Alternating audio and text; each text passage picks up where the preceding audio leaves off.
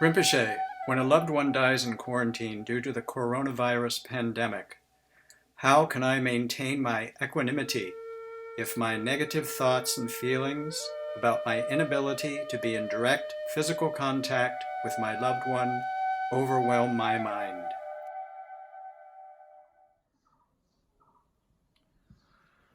Now, of course, this is not just about custom. It's something quite instinctual that we want to be fully present with our loved ones at a critical time, or like death, sickness, bereavement, and so on, to offer direct care, to offer direct support, whether it's our parents, whether it's our children, partners, or whoever needs us. So, understandably, it's a real hardship when circumstances prevent us from being able to be fully present to do that, especially when we're only too eager to provide that presence. And yeah, of course, this is not a rare, one-off stroke of bad luck, like a canceled flight holding people at the moment. No, it's something that many people have struggled. Many people have struggled with due to the COVID-19 pandemic this year and the lockdown restrictions that have been, in place. So we do emphasize a classic formula of logical reasoning in the Buddhist, philosophical tradition to reflect on conditions beyond our control. Like Shantideva's famous line, if a problem can be solved, what's the point of worrying? If a problem cannot be solved, how worrying is going to help? Now, I know such lines can be kind of misused as a platitude, but this logic, this logic is true. It's just that it affects us at the conceptual level rather than the heart level. So when we work with such reflections in practice, like meditation, over time, we make the conceptual and perceptual, and then it really does have a deep impact in our hearts.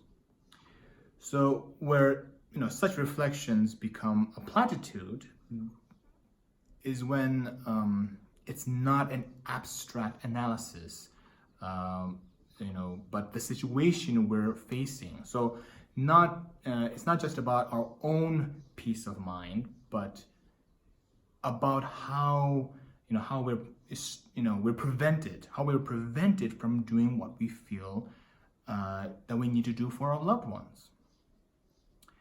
In other words, it's not just about our own head and hearts. It's about the welfare for those we love.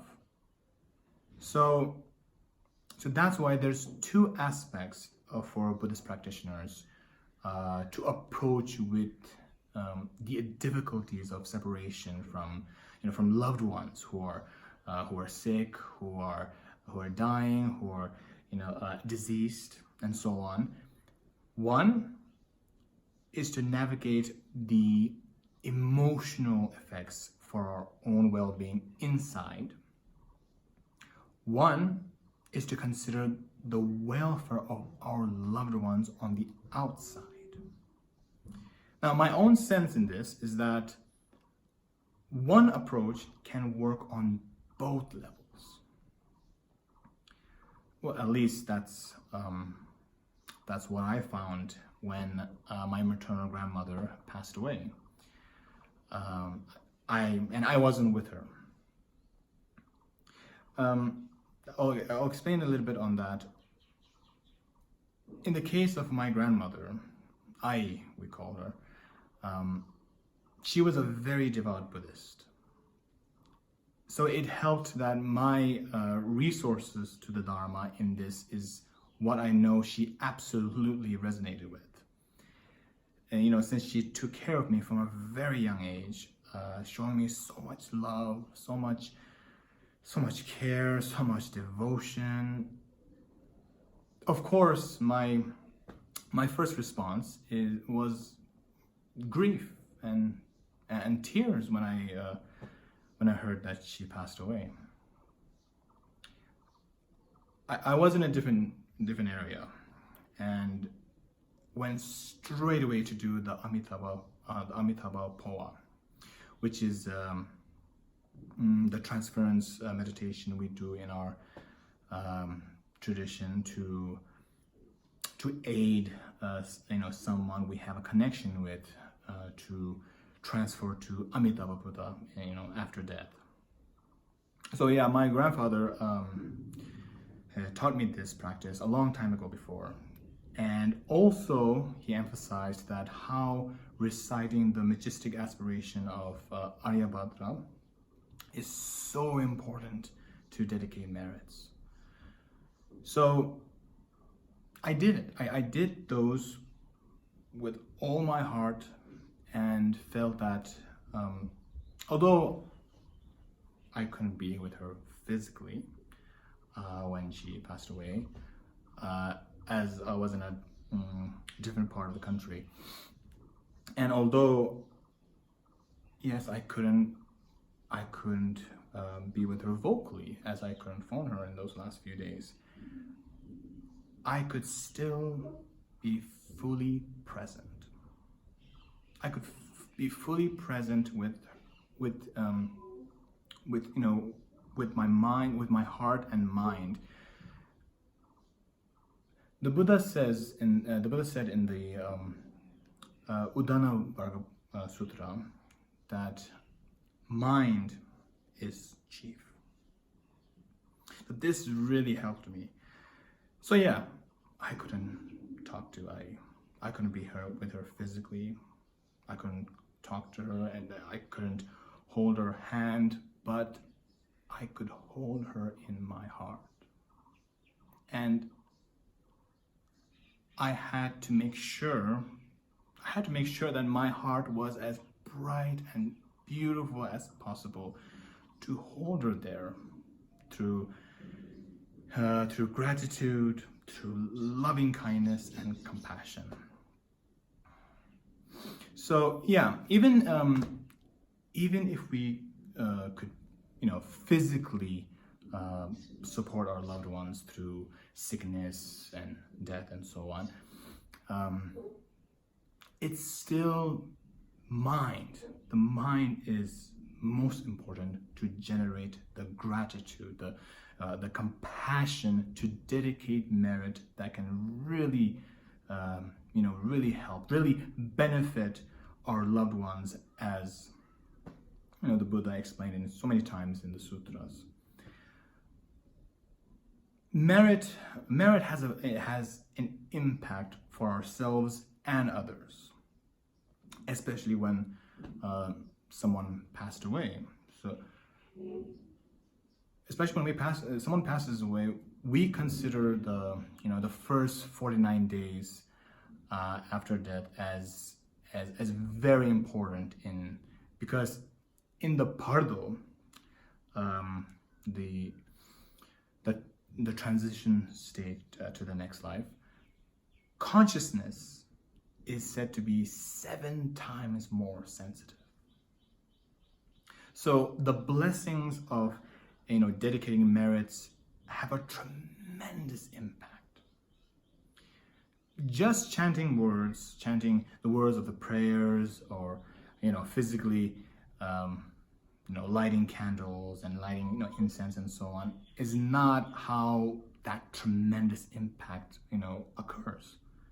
It's through the fullness of heart and mind behind the actions and words. Then with a peaceful, focused, loving mind aligned with the interdependent acts of making merits that are recommended by, in the sutras by the Buddha to dedicate to our loved ones, definitely we can benefit them no matter where we are. Practically, people in poorer parts of the world could even have the added hardship of being concerned that their loved ones have the medical care they need, or the support to be comfortable when illness is terminal, when they cannot be there in person.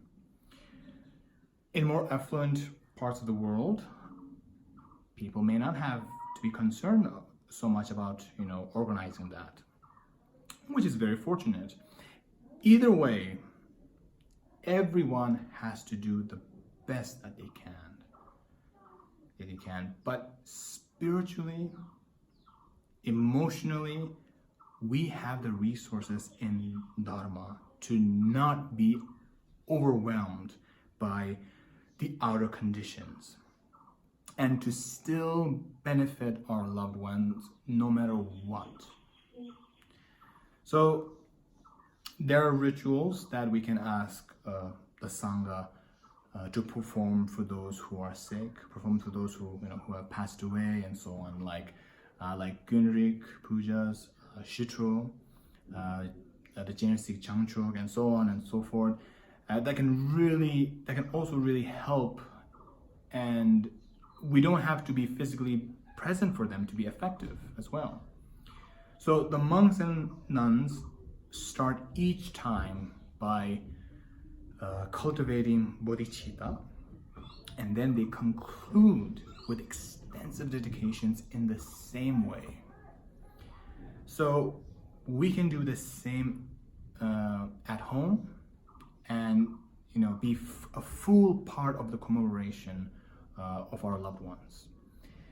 I also think that the modern, the technological resources that we have these days, like the internet, connecting with Dharma friends through the internet, like these internet apps we have, so we can even participate in pujas and so on together, and that's another added support that can help.